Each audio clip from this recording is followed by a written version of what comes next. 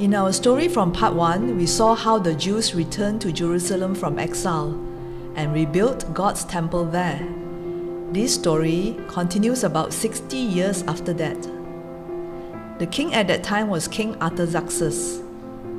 60 years have passed since the temple was completed.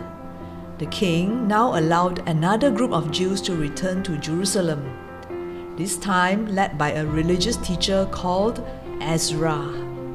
King Artaxerxes was very kind to the Jews. He sent Ezra back to Jerusalem with lots of gold, silver, valuables, and whatever Ezra needed to maintain the temple in Jerusalem. This also included scrolls written with God's laws. He assigned Ezra to teach the people about God's laws and be in charge of the region. The king did this so that God could also bless his rule and his family. Ezra was very thankful for this great blessing from God. A great number of Jews followed him back. Before the journey, everyone fasted and prayed for a safe journey. But when they reached Jerusalem after traveling for 4 months, Ezra was shocked to hear that many of the Jews have married the local women and followed their religion instead of being faithful to God. The Jews still did not learn their lessons. Ezra prayed to God to forgive them again and tried to teach them the right way. Meanwhile, there was a Jew named Nehemiah who was still in exile in Babylon, in the city of Susa. He was a man faithful to God and worked as the king's cupbearer. That means he served the king wine and was trusted by the king. One day his brother came back from Jerusalem and told him that the city was in great trouble and a disgrace. Even though many years have passed after the Jews were allowed home, Jerusalem's walls were still broken and not repaired, and the gates burnt because of the last war. When Nehemiah heard this, he was so sad that he sat down and cried for a few days. He fasted and prayed to God to forgive the Jews and to give him a chance to help them. One day when he was serving wine to the king asked why he was looking so sad. Nehemiah said, "My king, if it pleases you and if I have served you well, let me return to Jerusalem, where my forefathers are from, so that I can rebuild it." The king was sad to see him go, but gave him permission.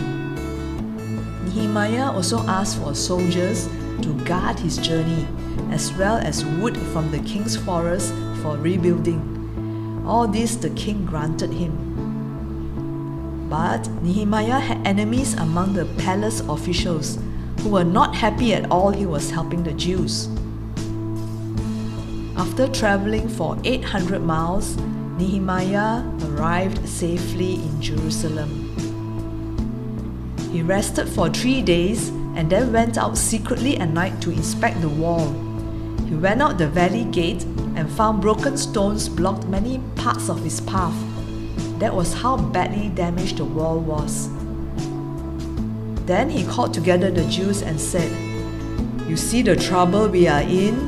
Come, let us rebuild the wall of Jerusalem so that we will no longer be in disgrace." Everyone agreed. "Let's do it!" The Jews were divided into groups and each was in charge of rebuilding one section of the wall and its gate.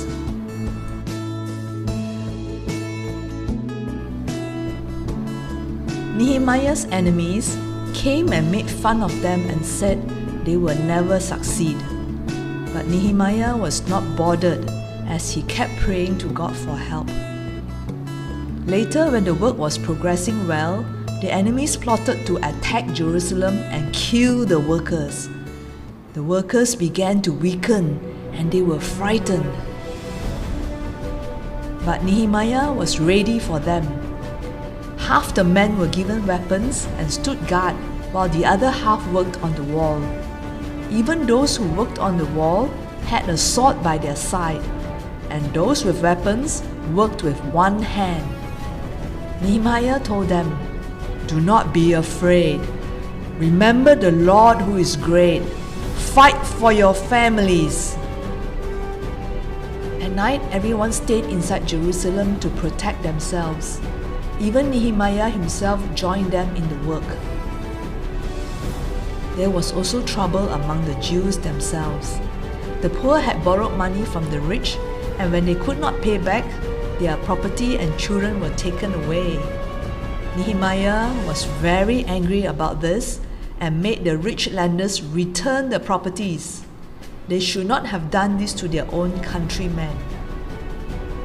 The enemies also tried various tricks and lies to discourage Nehemiah, but he always prayed to God for help and asked God, "Now strengthen my hands." After only 52 days, the wall and gates were completed.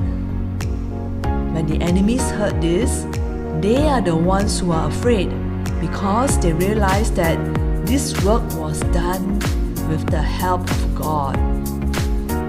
Nehemiah was also appointed the governor of Judah and ruled the country well.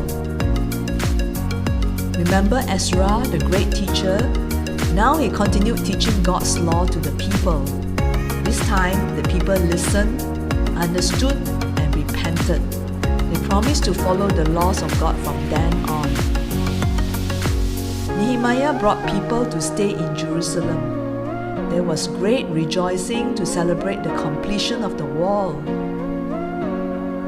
He continued to rule justly according to the laws of God and got rid of all bad practices in the country. Rebuilding such a huge wall in just 52 days was such a big and difficult task. The Jews had so many enemies who wanted to stop them. Could they have done it if not for God's help? Nehemiah saw help was needed for God's people. He prayed to God for help, he took action, and he never gave up. He could do all this because he never stopped believing nothing is impossible with God.